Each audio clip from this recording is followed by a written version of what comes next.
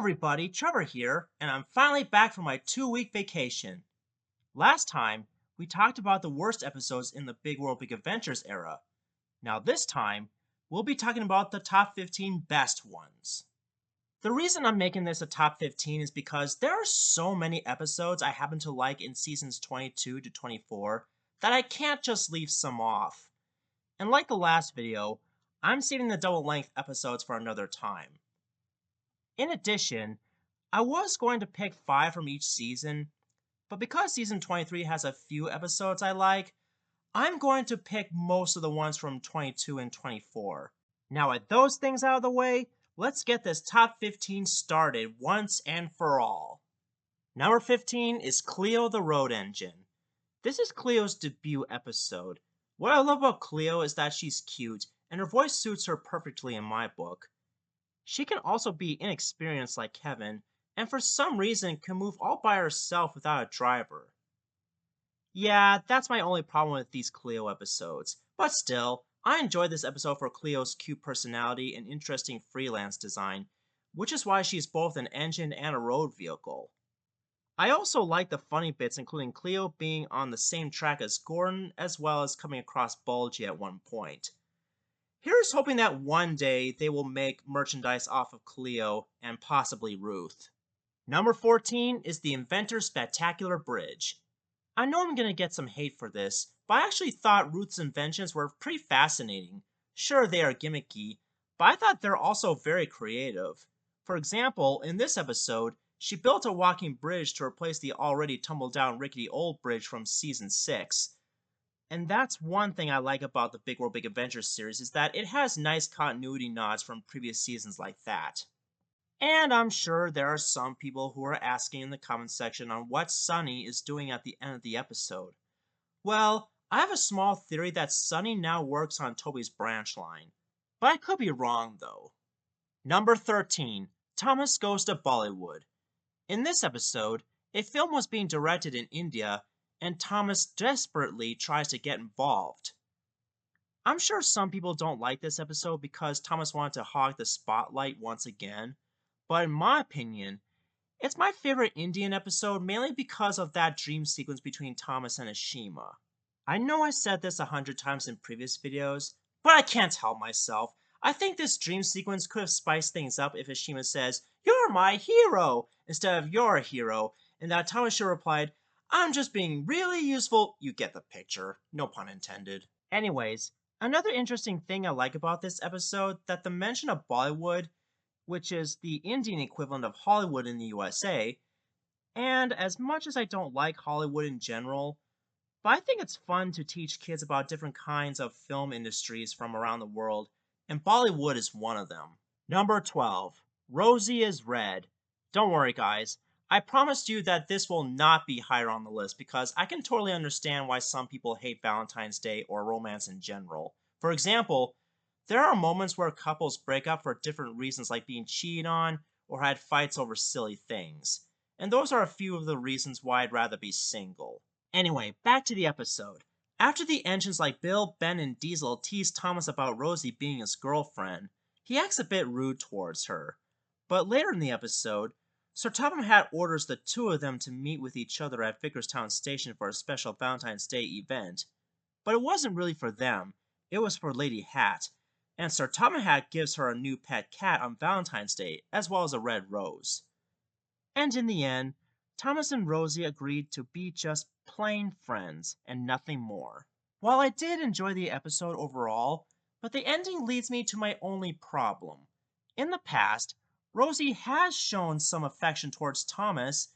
She's like the Amy Rose of the show, but here, she was acting a little out of character. How could she not show any affection now? Oh well, it's a preschool show, and I can kind of understand why romance isn't really for their target audience. But still, I'm one of those Thomas fans who likes to ship certain characters, so please don't judge me. Number 11 is The First Day on Sodor. This episode marks the first appearance of Darcy the tunnel digging machine. What I like about her is that she's based on a tunnel digging machine made in China. I also think Harriet Kershaw does a great job with her voice. In addition, Her digging abilities make me think of her as a feminine equivalent of Thumper from Season 5. Not to mention that her goggles make her look cool.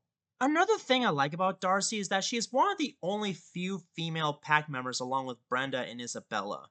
And besides, I love the idea of more girl power into the show because I don't want every character to be male, especially in the pack. Otherwise, it would be sexist. Now let's talk about the episode.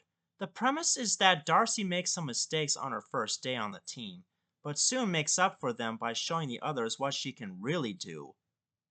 I honestly think this is a great introduction to the character because, unlike Nia and Rebecca, she has flaws just like Brenda and most of the other new characters in this era. For this episode's dream sequence, the road finisher was fantasized by the other pack members and is a parody of the Terminator, which I thought was hilarious. And it's probably my most favorite part of the episode. Maybe I should do a top 5 favorite dream sequences video one day. And before we move on, I just want to point out that I love this new CGI render of Miss Jenny Packer because it's a lot more accurate to her original model counterpart, unlike her season 12 form, which makes her look generic. Number 10, Grudge Match. Out of all the Brazilian-based episodes of this series, this would probably be my favorite of the bunch, mainly because of Raul's return in full CGI.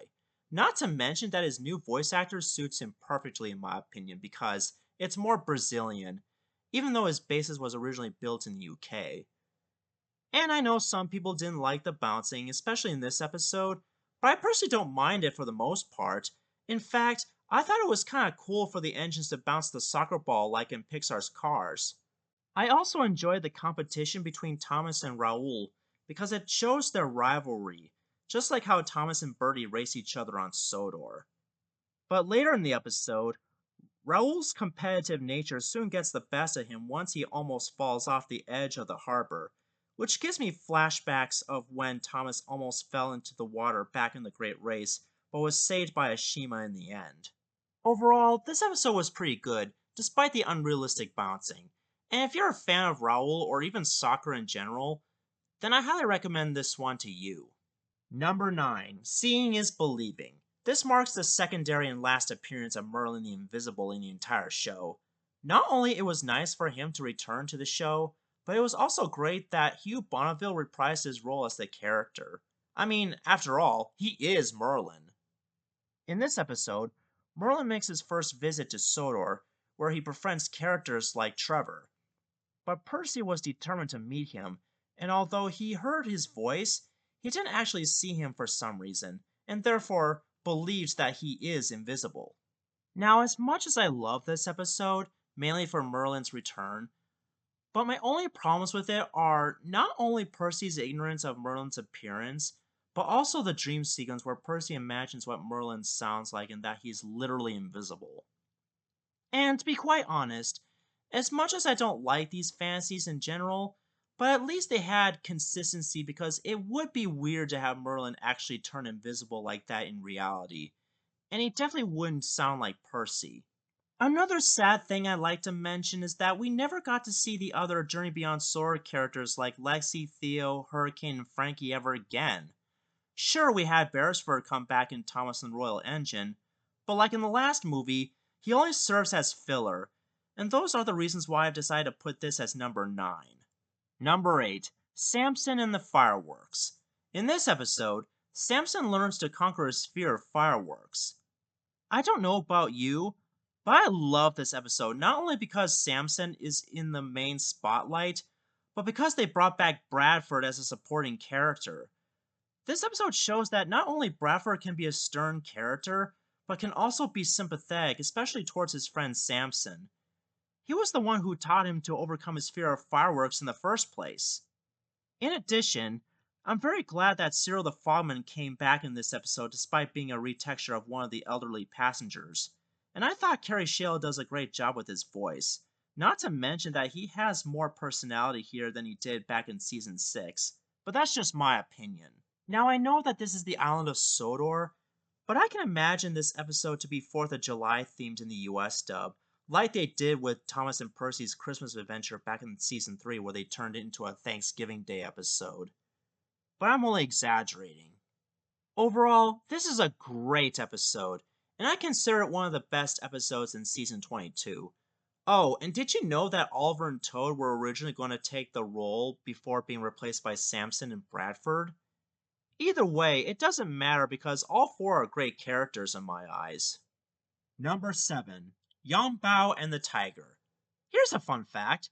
This episode was a full CGI remake of the original 2D animated short, which was a Chinese exclusive in the Great Race DVD. I've decided to put this as number 7 because there are a few nitpicks I like to bring up. For one thing, I'm not very happy that the names of the mean agents weren't mentioned like in the original 2D short. Not to mention that one of them was redesigned as a recolor of Carlos of Mexico. How lazy is that? But still, I love this episode mainly because of Yongbao's backstory and how he got his tiger emblem and new coat of paint, and I consider it the best episode in the Chinese setting library. I wish we could have more episodes like this. Oh, and one last thing. I don't know why they changed Yongbao's voice in this episode, but at the same time, I think his new voice actor is as good as Dan Lee's back in the previous 2 seasons. And yeah, I kinda like his new voices in All Agents Go as well.